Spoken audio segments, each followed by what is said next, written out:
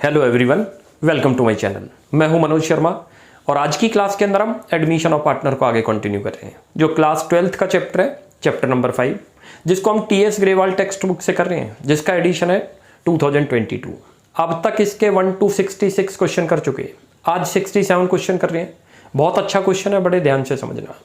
क्या पॉइंट इसके अंदर नया वो भी समझा देता हूँ। इसके अंदर हिडन गुडविल का एक नया पॉइंट आपके लिए आएगा। तो क्वेश्चन को एक बार मैं पहले रीड करता हूँ, उसके बाद देखते हैं। मैं क्वेश्चन पढ़ता हूँ, देखो। Rajesh and Ravi are partners sharing profit in the ratio of 3:2। Their balance sheet as at 31 March 2022। उनकी बैलेंस शीट दिखा रखी है। अच्छा, बैलेंस शीट में हमें देख लेना चाहिए कोई एक्यूमुलेटेड प्रॉफिट या लॉस है या नहीं। बैलेंस शीट के अंदर ना तो लायबिलिटी साइड में कोई जर्नल रिजर्व, ना कोई P&L, ऐसा कुछ नहीं है जो डिस्ट्रीब्यूट होने वाली आइटम है, ना ही असेट साइड में कोई राइट ऑफ होने वाली आइटम है।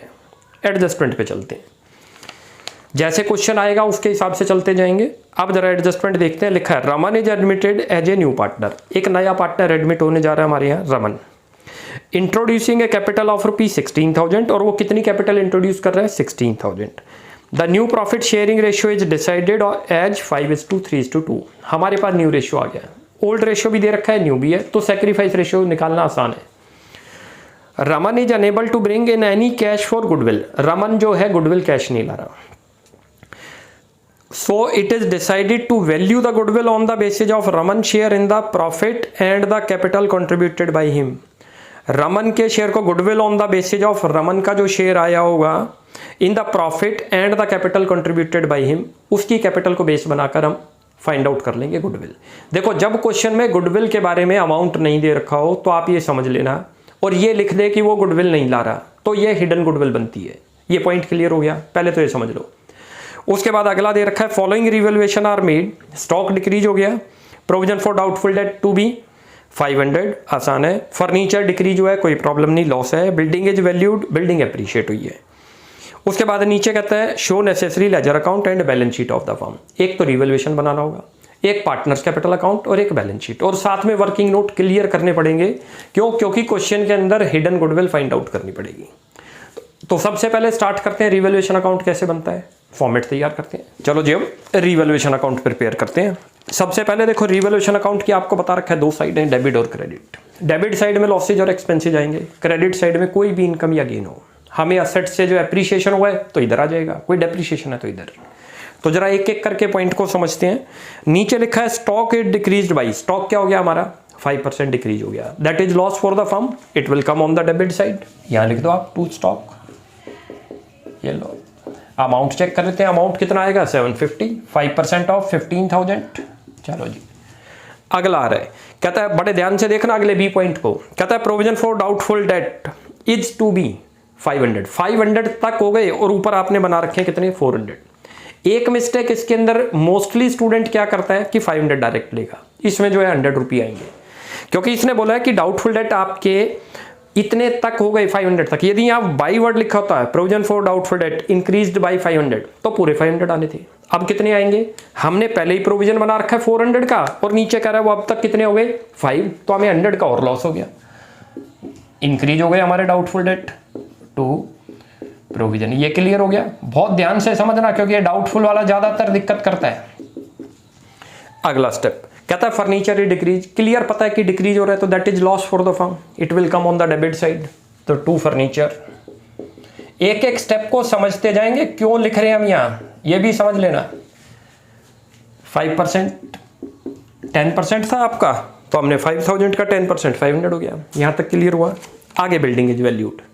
कहता है बिल्डिंग आपकी 40,000 की हो गई है, पहले कितने की दे रखी थी? 35। अब आपको खुद सोचना है अप्रिशिएट हुई या डेप्रिशिएट? अप्रिशिएट हो गई 5,000 से, क्योंकि बढ़ गई, और बढ़ने से एसेट्स जब भी इंक्रीज होगी तो हमें प्रॉफिट होगा। क्रेडिट साइड लिख दो। हर स्टेप को कोशिश ये करेंगे समझ के करेंगे, कभी गलती नहीं होगी, रटना किसी को नहीं हमने। 5,000 यहां तक क्लियर हुआ? अब इसी को एक बार आपको दोबारा एक्सप्लेन करते हैं। स्टॉक डिक्रीज हुआ, तो हमने डेबिट में क्यों लिखा? ये पॉइंट क्लियर करता हूं, क्योंकि लॉस हुआ था। कोई भी असेट्स आपकी कम होगी तो क्या होगा? फर्म को लॉस होगा।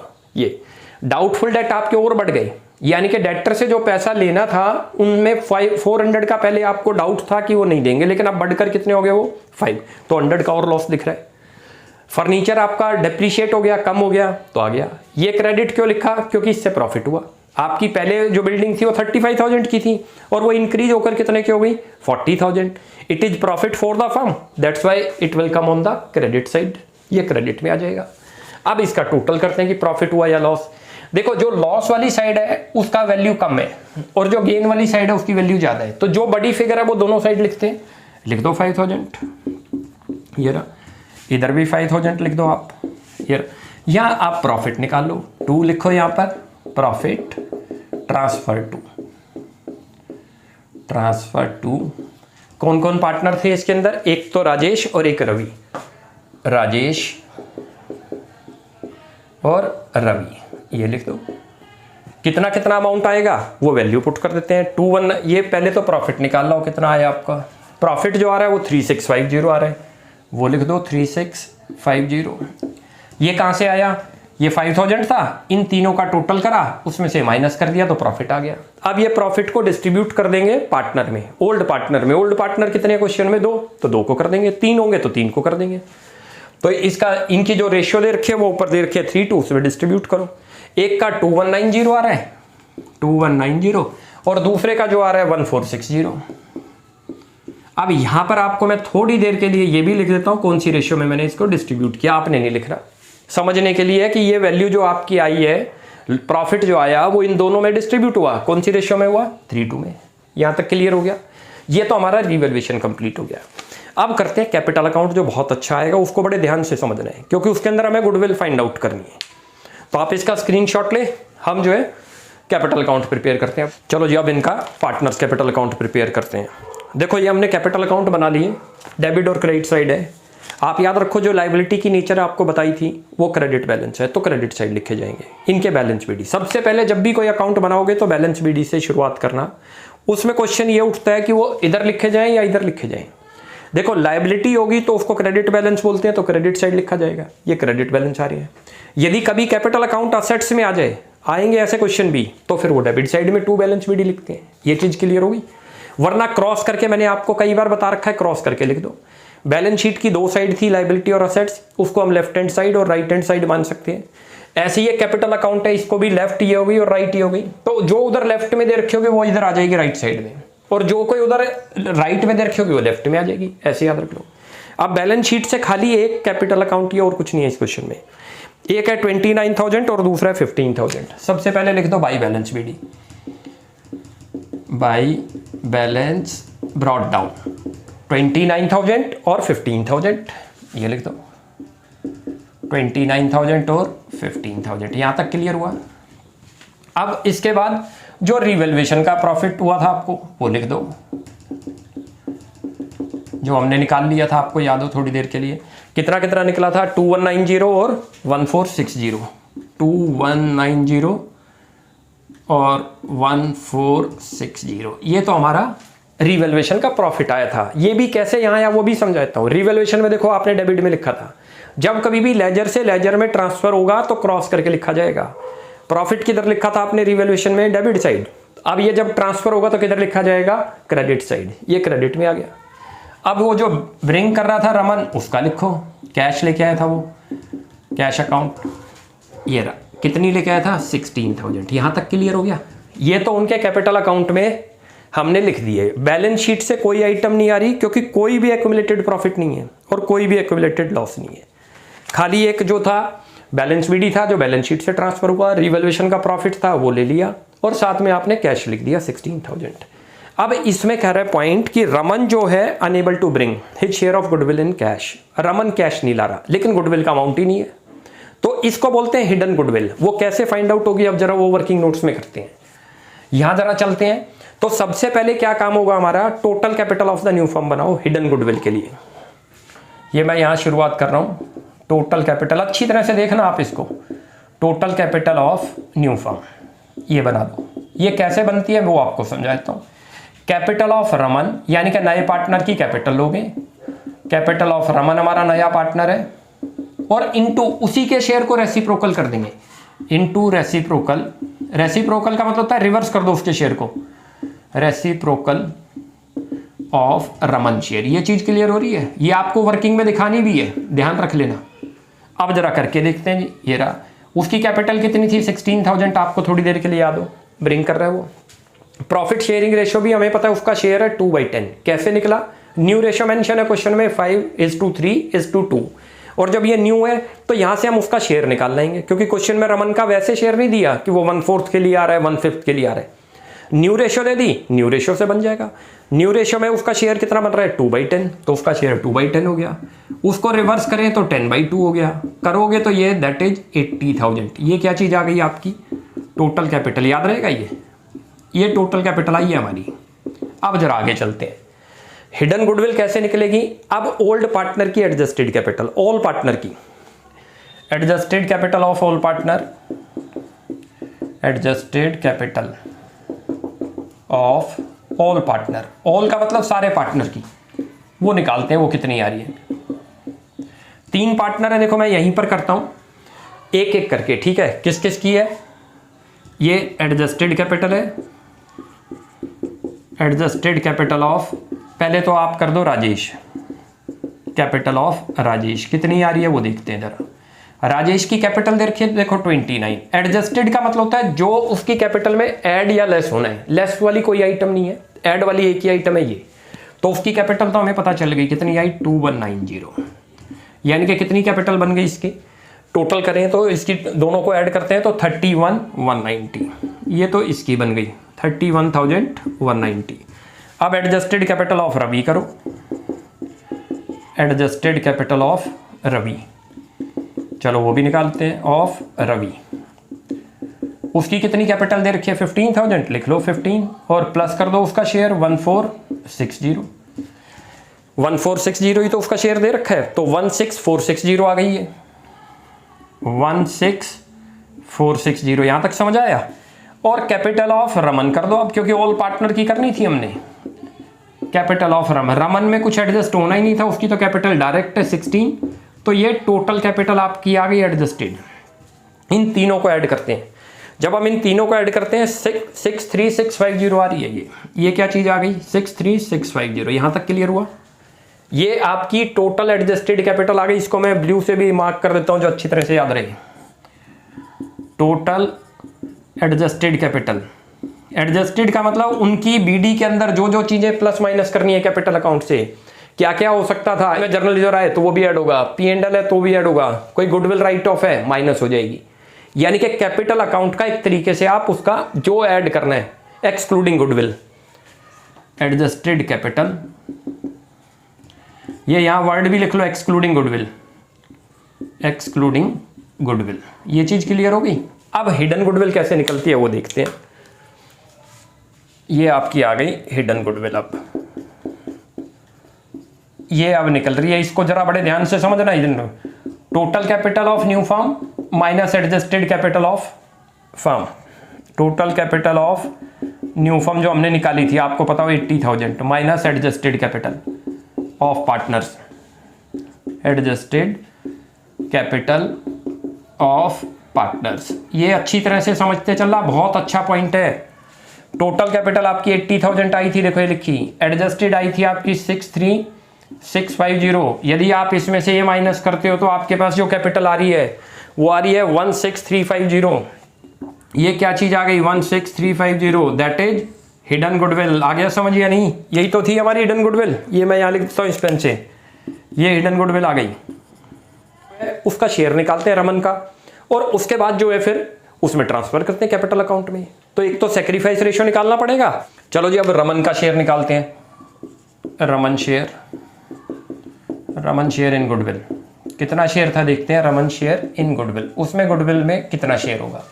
उसका शेयर 2/10 था, इंटू करो 16350, 16350। आप इसको करोगे तो ये 3270 आ जाएगा। ये रमन का शेयर आ गया, याद रखना, गुडविल में। और ये किस में डिस्ट्रीब्यूट होगा आपको थोड़ा याद हो, ये ओल्ड पार्टनर में होगा। कौन सी रेशियो में होगा? सैक्रिफाइस। अब हमें सैक्रिफाइस भी निकालनी है क्वेश्चन में, क्लियर है? किस किस को जाएगा ये? एक तो राजेश को और एक रवि को, उनकी सैक्रिफाइस रेशियो में। तो अब जरा हम वो फाइंड आउट करते हैं कि सैक्रिफाइस रेशियो कितनी आ रही है। तो यहां मैं एक हेडिंग डाल देता हूं, कैलकुलेशन ऑफ सैक्रिफाइस रेशियो। चलो जी अब ये सेक्रीफाइस रेशियो एक तो राजेश की निकाल लेते हैं और एक उसकी और रवि की, दोनों की निकाल देते हैं। राजेश की कितनी थी 3/5 और इसकी थी 2/5। सेक्रीफाइस रेशियो का फार्मूला थोड़ा याद हो, old ratio minus new ratio, और माइनस करो 5/10 और माइनस करो 3/10। करते हो तो एलसीएम 10 आ गया, इधर भी 10 आ गया, ये 6 - 5 हो गया और ये 4 - 3 हो गया। आपका आ गया 1/10 और ये भी 1/10। बाई चांस हमारी सेक्रीफाइस रेशियो कितनी आ गई 1:1। ये क्लियर हो गया। अब ये जो अमाउंट था किस रेशियो में डिस्ट्रीब्यूट होगा, सेक्रीफाइस में। अब हमारा काम हो गया क्वेश्चन का। अब यहाँ आपको लिखना था रमन्स करंट अकाउंट, सेक्रीफाइस रेशियो मैंने यहाँ लिख दी थी 1:1, तो 1:1 के अंदर डिस्ट्रीब्यूट करते हैं। 1635 और दूसरे का आएगा 1635, दोनों का निकाल दिया मैंने, क्योंकि ये अमाउंट 32570 था, इसको डिस्ट्रीब्यूट कर दो 1:1 में।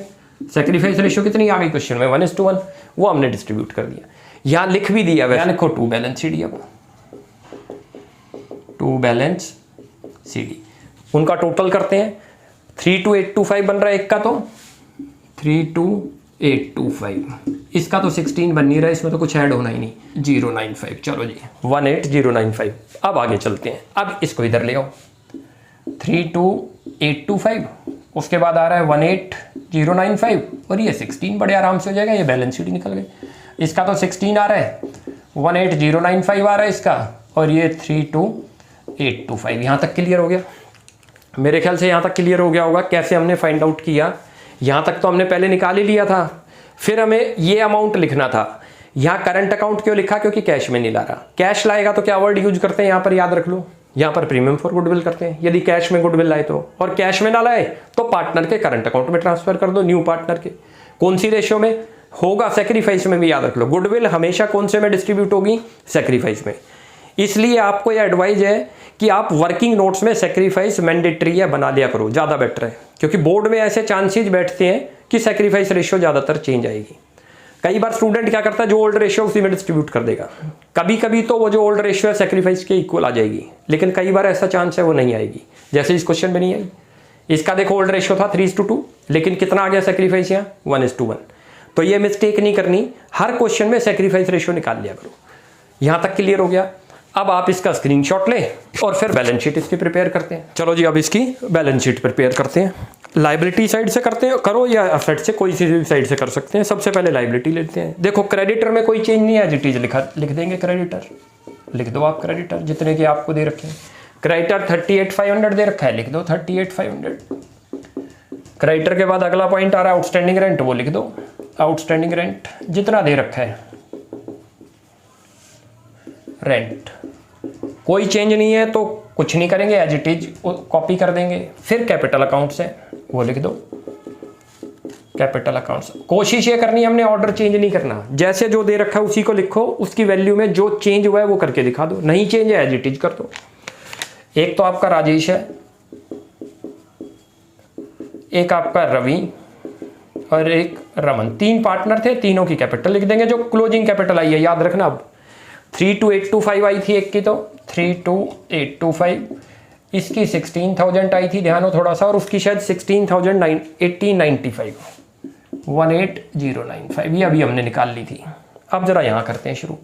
असेट साइड में सबसे पहले कैश है, कैश देखो कैसे चेक होगा। कैश आपको दे रखा है बुक में 2,000, आपको ध्यान हो, और प्लस वो नया पार्टनर आपके लिए 16 लेके आया था, तो कितनी हो गई 18,000। ये चीज़ क्लियर हुई। कैश कैसे लिखा, बुक में दे रखा है 2,000, लेकिन क्योंकि न्यू पार्टनर एक चीज ले आया, कैपिटल कैश लाया है, प्रीमियम नहीं लाया था, प्रीमियम भी कैश लाएगा तो वो भी प्लस कर देंगे। अब अगला स्टेप स्टॉक की बात करते हैं। तो स्टॉक आपका डेप्रीशिएट हुआ था, थोड़ा ध्यान हो, कितना दे रखा है 15,000, जितना डेप्रीशिएट है माइनस करके दिखा दो। 750 हुआ था तो 14,250 आ गया। यहाँ तक क्लियर हुआ। प्रीपेड इंश्योरेंस में कोई चेंज नहीं है, एज इट इज लिखेंगे प्रीपेड इंश्योरेंस। चलो जी जितना दे रखा है उतना लिख दो 1500। नेक्स्ट चलते हैं।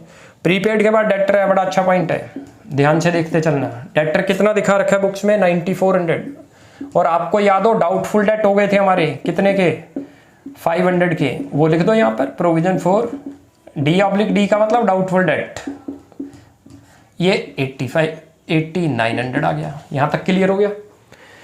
उसके बाद मशीनरी दे रखी है, मशीन में कोई चेंज नहीं है, मशीनरी लिख दो जितनी दे रखी है। मशीनरी आपको दे रखी है 19,000, 19 लिखा दो। मशीन के बाद अगला दे रखा है बिल्डिंग, बिल्डिंग चेंज करके लिखा दो। बिल्डिंग कितनी दे रखी है बुक में, 35 दे रखी है, लेकिन उसकी वैल्यू में अप्रिशिएशन हुआ था, याद हो, प्लस करके दिखा दो 5,040। यहाँ तक क्लियर हो गया। फर्नीचर में भी चेंज था, फर्नीचर भी चेंज करके दिखा दो, क्योंकि फर्नीचर डेप्रिशिएट हुआ था हमारा। कितना अमाउंट है 5, फर्नीचर में डेप्रिशिएशन लगा था 500, तो कितने का हो गया 4500। यहाँ तक क्लियर हो गया। ये सब तो हमारा बैलेंस शीट में आ गया। अब एक स्टेप और था, याद करो आपको, 3270 जो वो प्रीमियम लाया था। देखो प्रीमियम कैश लेके आएगा तो वो यहाँ लिखते थे, कैश ना लाए, याद रख लो इसको, कभी मिस मत करना बैलेंस शीट में। ज़्यादातर नॉर्मली क्या होगा, न्यू पार्टनर 2 चीज़ ब्रिंग करेगा, capital and premium. Capital add कर दी, प्रीमियम लाया नहीं तो नीचे लिख दो उसके नाम से रमन्स करंट अकाउंट, आपको याद हो। ये गलती नहीं होनी चाहिए, ज़्यादातर गलती होने के चांस होते हैं इसके। करंट कितना था 3270, यहाँ तक क्लियर हो गया। अब इनका टोटल कर देते हैं। 109,420 आ रहा है, इसका टोटल करोगे तो 109,420। ऐसे इधर का भी आ रहा है 109,420। ये हमारी बैलेंस शीट मैच कर गई। चलो जी, अब हमारी आज ये बैलेंस शीट पूरा क्वेश्चन कंप्लीट हो गया, टैली हो गई है। ये 67 आज हमारा कंप्लीट हो गया। इसके अंदर आपको कोई भी डाउट लगता है, अच्छा पॉइंट था क्योंकि हिडन गुडविल फाइंड आउट करनी थी, बड़ा अच्छा क्वेश्चन था। और सेक्रीफाइस रेशियो भी आपको याद हो चेंज था, इसलिए एडवाइज है कि आप हर क्वेश्चन में सेक्रीफाइस निकाला करो जो एडमिशन के। क्यों बोर्ड में ज़्यादातर ऐसा क्वेश्चन पूछा जाता है जिसमें सेक्रीफाइस रेशियो ओल्ड रेशियो के इक्वल नहीं होगा, अनइक्वल होगा। और मोस्टली हम क्या करते हैं कि ओल्ड रेशियो में प्रीमियम को डिस्ट्रीब्यूट कर देंगे, तो कभी नहीं करना। हमेशा वर्किंग में सेक्रीफाइस निकाल लो, जो आए उस रेशियो में डिस्ट्रीब्यूट कर दो। तो यहाँ तक मेरे ख्याल से आज हमारा क्लियर हो गया है। अब नेक्स्ट क्लास के अंदर इसी नेक्स्ट क्वेश्चन को करेंगे। आपको इसमें कोई भी डाउट लगता है you will ask in comment section. आपको हमारी वीडियो अच्छी लगती है तो प्लीज़ इसको लाइक एंड सब्सक्राइब करें। Thanks for watching my video.